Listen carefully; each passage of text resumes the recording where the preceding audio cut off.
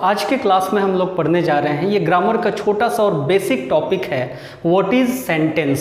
Sentence क्या होता है।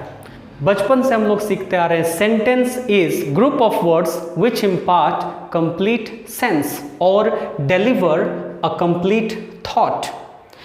शब्दों का वो समूह जो एक फुल मीनिंग देता है, एक पूरी भावना को, एहसास को, आइडिया को, स्टेटमेंट को, इंफॉर्मेशन को व्यक्त कर पाता है, वो सेंटेंस है। हमारी सोच को पूर्ण रूप से जो व्यक्त कर पाता है, शब्दों के उस समूह को हम सेंटेंस कहते हैं। लेकिन क्या आपको लगता है कि ये डेफिनेशन याद कर लेने से आप सेंटेंस को पूरी अच्छी तरह से समझ गए? बिल्कुल नहीं, क्योंकि एक सेंटेंस को समझने के लिए आपको उसकी बारीकियों को समझना पड़ेगा, कैरेक्टरिस्टिक्स को समझना पड़ेगा। आज के इस क्लास में मैं आपको बताने जा रहा हूँ कि ग्रुप ऑफ वर्ड्स को देख करके कैसे आप कॉन्फिडेंटली बता दें कि ये सेंटेंस है या नहीं है, सेंटेंस के सभी कैरेक्टरिस्टिक्स को फुलफिल करता है या नहीं करता है, इज इट अ सेंटेंस और नॉट। लेट्स सी, यहाँ पे मैंने एग्जाम्पल लिया है, we should eat an apple. हम सभी को सेब खाना चाहिए। इस सेंटेंस में एक मिस्टेक छुपा हुआ है। इस सेंटेंस का जो पहला वर्ड है वी, हम लोग, इसका फर्स्ट लेटर स्मॉल है।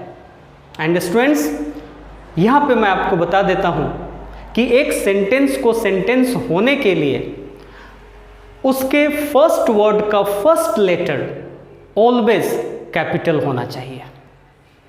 तो क्या ये ग्रुप ऑफ वर्ड्स होने के बावजूद भी एक सेंटेंस है? No. If it has to be a sentence, what correction is needed? क्या सुधार इसमें होना पड़ेगा?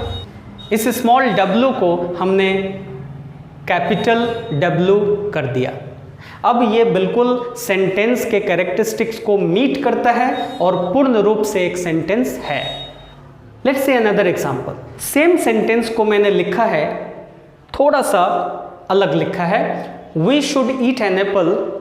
अब आप इस सेंटेंस को जब देखेंगे आप पाएंगे कि यहाँ बीच में जो वर्ब हमने लिया है ईट, इस वर्ब का पहला लेटर कैपिटल है, जो गलत है।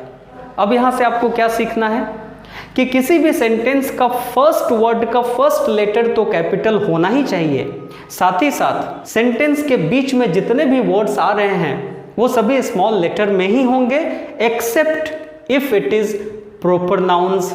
अगर आई, सिंगल आई कहीं पे मौजूद है सेंटेंस के बीच में, तो इन कुछ एक्सेप्शंस को छोड़ करके बाकी सभी केसेस में पहला लेटर कैपिटल होगा सेंटेंस का, बाकी के सभी वर्ड्स स्मॉल लेटर में ही एक्सप्रेस किए जाएंगे। तो इसे करेक्ट करने के लिए हमें क्या चेंजेस करने पड़ेंगे? ये जो वर्ब का कैपिटल ई था उसे मैं स्मॉल ई कर दूंगा। अब ये पूरी तरह से एक करेक्ट सेंटेंस बन चुका है। तो यहाँ पे जो हमने सीखा उसको मैं यहाँ बोर्ड पे आपके सामने लिख दूंगा। It begins with capital letter.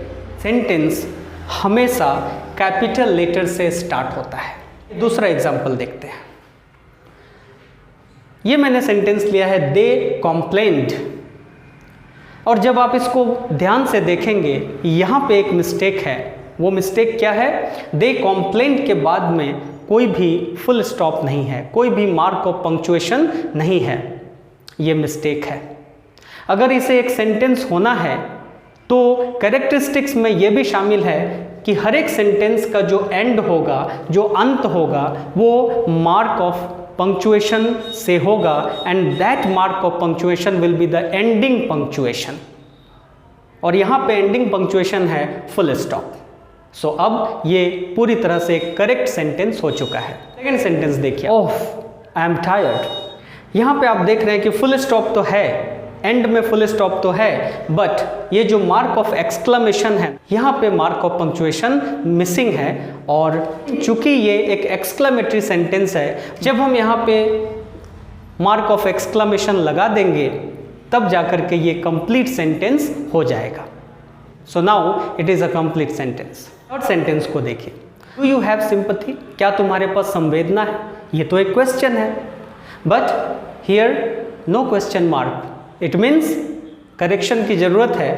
और यहाँ पे जब हमने एक क्वेश्चन मार्क लगा दिया तब जाकर के ये एक करेक्ट सेंटेंस हो गया। फोर्थ सेंटेंस में आप देखिए, call me tomorrow, I will give you my answer then. तो यहाँ पे दो पार्ट है सेंटेंस का। First part call me tomorrow, second part I will give you my answer then. कल मुझे कॉल करो फिर मैं तुम्हें आंसर दूंगा। तो इस दो पार्ट में आपने देखा एंड में तो फुल स्टॉप लगा है, लेकिन एक जो पहला पार्ट है जहाँ पे एक मार्क ऑफ पंक्चुएशन आना चाहिए वो मिसिंग है, और वो mark of punctuation semi colon जब मैंने लगा दिया, अब ये एक करेक्ट सेंटेंस के रूप में आपके सामने है। सो इन चारों एग्जाम्पल्स में फर्स्ट में फुल स्टॉप मिसिंग था, सेकेंड में मार्क ऑफ एक्सक्लेमेशन मिसिंग था, थर्ड में क्वेश्चन मार्क मिसिंग था, एंड फोर्थ में सेमीकोलन मिसिंग था। आपने देखा कि जब मैंने ये सभी मार्क ऑफ पंक्चुएशंस लगा दिए तो ये करेक्ट सेंटेंस बन गए। तो क्या लेसन मुझे यहाँ से मिला? एक सेंटेंस होने के लिए जहाँ पहला क्राइटेरिया हमारा था it begins with capital letters, हर एक सेंटेंस का पहला वर्ड का पहला लेटर कैपिटल होता है। साथ ही दूसरा क्राइटेरिया हमने यहाँ समराइज कर दिया, एक सेंटेंस को सेंटेंस होने के लिए उसके लास्ट में फुल स्टॉप होना चाहिए, या फिर क्वेश्चन मार्क होना चाहिए, या mark of exclamation if required होना चाहिए, and semicolons if required होना चाहिए। तो always look for end mark, punctuation mark to be a sentence. Let's see another example. Sir आप एप्लीकेशन में एंडिंग लाइन होता है look forward to seeing you, उम्मीद करता हूँ कि आपसे मुलाकात होगी। इस सेंटेंस में again incomplete thought, because of the rain, बारिश के कारण मिसिंग है इस सेंटेंस में। ये तो पता है एक मैसेज है, एक अधूरा मैसेज है, बारिश के कारण। ये कंप्लीट थॉट नहीं हुआ, फुल थॉट नहीं हुआ, क्योंकि बारिश के कारण क्या हुआ, कौन सा एक्शन हुआ, दिस सेंस इज मिसिंग।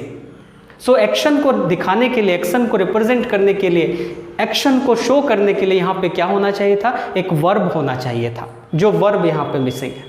इस ग्रुप ऑफ वर्ड्स में कोई भी एक वर्ब नहीं है। इस ग्रुप ऑफ वर्ड्स में एक वर्ब इंक्लूड कर देते हैं, ये कंप्लीट सेंटेंस हो जाएगा। सो इस ग्रुप ऑफ वर्ड में मैंने एक वर्ब इंक्लूड कर दिया, because of rain I came late, मैंने यहाँ पे एक वर्ब इंक्लूड कर दिया केम। वर्ब इंक्लूड करने के बाद ये अब एक कंप्लीट सेंटेंस हो चुका है। Let's see another example, by hiding under his bed. इस सेंटेंस में क्या प्रॉब्लम है? Again what is missing is subject. इस सेंटेंस में मिस क्या कर रहा है? सब्जेक्ट की कमी है। अब इस सेंटेंस को मैं एक सब्जेक्ट दे दूंगा, ये पूरी तरह से करेक्ट सेंटेंस हो जाएगा। यहाँ पे मैंने एक सब्जेक्ट ऐड कर दिया, by hiding under his bed, I subject यहाँ पे मैंने ऐड कर दिया, आई स्केयर्ड हिम, मैंने उसको डरा दिया। सो इस सब्जेक्ट को इंक्लूड करने के बाद में ये एक पूरी तरह से करेक्ट सेंटेंस हो चुका है। सो अभी जो हमने सीखा उसको मैं बोर्ड पे समराइज कर देता हूँ। A sentence must have at least a verb and a subject. So आपने देखा एक सेंटेंस होने के लिए जो 3 डिफरेंट क्राइटेरियाज हैं उसको मैंने एग्जाम्पल के साथ आपके सामने एक्सप्लेन कर दिया है। आपसे रिक्वेस्ट है कि आप इस पूरे नोट का स्क्रीनशॉट ले लेंगे और अच्छे से स्टडी करेंगे। कोई भी डाउट हो तो आप मुझे कमेंट बॉक्स में लिखेंगे। फ्रेंड्स, यहाँ जो शुरू के सारे ग्रुप ऑफ वर्ड्स थे वो सेंटेंस नहीं थे, मैंने उनमें करेक्शन किया, फिर जाके वो सेंटेंस हुए हैं। किस किस बेसिस पे वो सेंटेंस बन पाए वो सारे क्राइटेरियाज मैंने यहाँ पे 3 हेडिंग्स में समराइज कर दिया है। वीडियो को रिवाइंड करके देखेंगे, जो ग्रुप ऑफ वर्ड्स मैंने लिए थे एक्चुअली में सेंटेंस नहीं थे, वो फ्रेगमेंट्स थे, वो सेंटेंस फ्रेगमेंट्स थे, वो कंप्लीट सेंटेंस नहीं थे। तो यहाँ पे 2 चीज़ आपने सीखा कि एक सेंटेंस होने के लिए क्या क्या डिफरेंट क्राइटेरियाज हैं, और जब कभी भी आपके सामने कुछ ग्रुप ऑफ वर्ड्स दिए हों तो कैसे आप डिफरेंशिएट कर पाएंगे कि कौन सा कंप्लीट सेंटेंस है और कौन सा सिर्फ सेंटेंस फ्रेगमेंट्स है। Hope you enjoyed the video. आप बने रहिए हमारे साथ। P3 training station by Saroj sir. Thank you so much.